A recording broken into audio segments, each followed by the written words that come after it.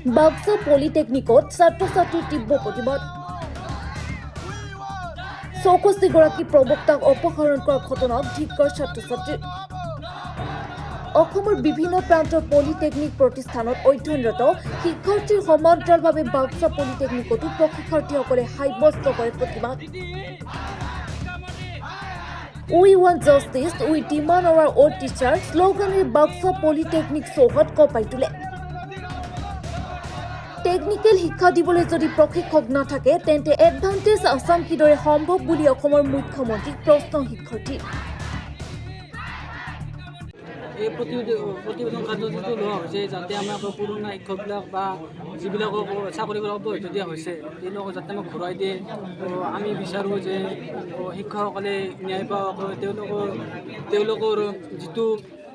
কাৰ্যসূচী প্ৰতিবাদী কাৰ্যসূচী চলাই আছে সেইটো যাতে চৰকাৰে অৱহেলা নকৰে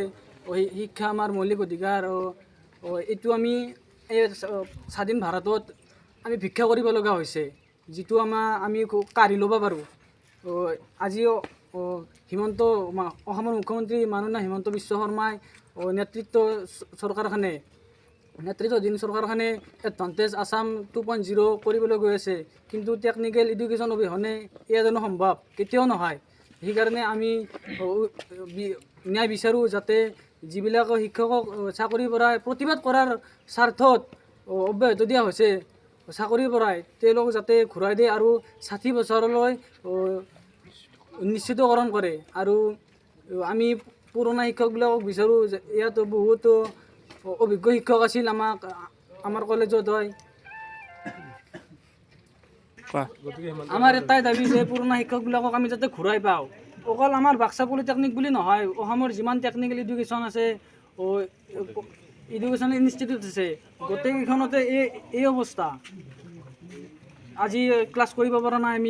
আজি ৰাজপথত আহিছোঁ কি কাৰণত আমি গম পাওঁ যে আমি মিডিল ক্লাছৰ আমাক ঘৰৰ পৰা পঠোৱা হৈছে যাতে আমি কিবা ভৱিষ্যত কৰি খাব পাৰোঁ টুডেজ লিডাৰ টুমৰো লিডাৰ এই নীতিতে আহিছোঁ আমি ওলাই যেতিয়া আজি নপঢ়ি ক্লাছৰুমত নাথাকি যেতিয়া ৰাজপথত থাকিম কাইলৈ লিডাৰ হ'ব পাৰিম জানো এয়া অসমত কেতিয়াও সম্ভৱ নহয় সেইকাৰণে আমি মাননীয় হিমন্ত বিশ্ব শৰ্মা ছাৰক অনুৰোধ জনাইছোঁ যাতে আমাৰ দাবীবোৰ মানি লয় আৰু শিক্ষামন্ত্ৰী অনুজ মহোদয় যাতে আমাৰ দাবীবোৰ দৃষ্টিগোচৰ কৰে এইখিনিয়ে আমাৰ এই কাৰণে বহিছোঁ আমাৰ পুৰণা শিক্ষকখিনি উভতাই লাগে লগতে আমাৰ যি ক্ষতি হৈছে বৰ্তমানলৈকে একো ক্লাছ হোৱা নাই কোনো ধৰণৰ পদক্ষেপ হাতত লোৱা নাই গতিকে আমাৰ পুৰণা শিক্ষকখিনি আমাক লগত লাগে এতিয়া লাগে আৰু তেওঁলোকৰ যিখিনি মানে প্ৰতিবাদ কৰাৰ বাবে তেওঁলোকক অব্যাহতি দিয়া হৈছে সেইটো তেওঁলোকৰ ন্যায় হ'ব লাগে আমি সেইটোৱে বিচাৰোঁ আৰু আমাৰ ভৱিষ্যতৰ কথা আমি নিজে চিন্তা কৰিব লাগিব যিহেতু তেওঁলোকে একো এতিয়ালৈকে পদক্ষেপ হাতত লোৱা নাই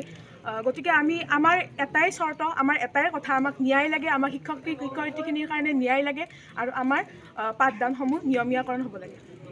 আমি এতিয়া প্ৰতিবাদ কৰি আছোঁ তেওঁলোক এতিয়া ৰাজপথত আছে আমি এতিয়া ইয়াত বহি আছোঁ কি লাভ হৈছে কাৰ কি লাভ হৈছে না কিবা আগবাঢ়িছে না কিবা পিছ পৰিছে কিন্তু আমাৰ ভৱিষ্যতখিনি আমাৰ অন্ধকাৰৰ তলত যাই আছে গতিকে ইয়াৰ ফলত এতিয়াও যদি একো নহয় আমি এই বস্তুটোকে অবিৰতভাৱে চলাই নিম বুলি ভাবিছোঁ বাক্সাৰ পৰা নীৰেণ কুমাৰ শৰ্মাৰ ৰিপৰ্ট গ্লোবেল নিউজ